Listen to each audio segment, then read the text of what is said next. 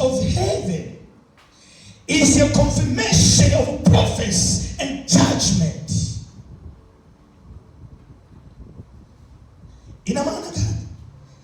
Inabeba unabii uliokuwa na uthibitisho na hukumu. Sauti ya Mungu imebeba unabii. Acha wanasema mimi nabii. There is one thing we know. The voice of God has called.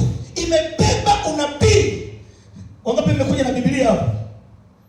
Haya, chukua simu yako, unajua na Biblia. Inyanyue juu. Wewe mwenye simu yenye Biblia, inyanyue juu simu yako.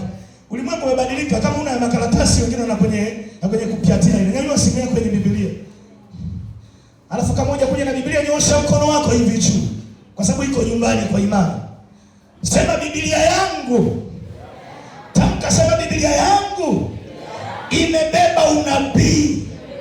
Ina sauti ya Mungu. Ina sauti ya tatizo langu. Ina sauti ya kilio changu. Ina sauti ya wasionipenda.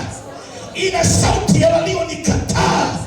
Ina sauti ya pesa. Ina sauti ya kunitenga na maagano. Ina sauti ya kunitenga na laana.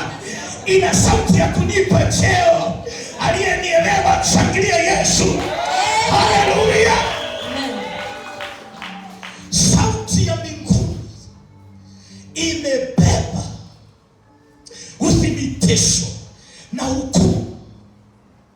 Na ndio maana unapoisikia sauti ya Mungu inachoma moyo wako. Nakumbuka wakati niko kidato cha pili, mama mmoja kutoka Rufiji akashuka viwanja vya Tanga, akahubiri injili yenye sauti ya Mungu, yenye prophetic, yenye kutengeneza mabadiliko ndani ya mtu. Wenzangu tumesimama pale, tumetoka shuleni, nimesimama nao pale, tumepiga makofi, tumeshangilia, mapapio yameisha. Yule mama akapiga message, mimi ikanichoma. Sikushawishiwa na mtu. Na mama alikuwa anahubiri sana kwa habari ya kumwamini Yesu.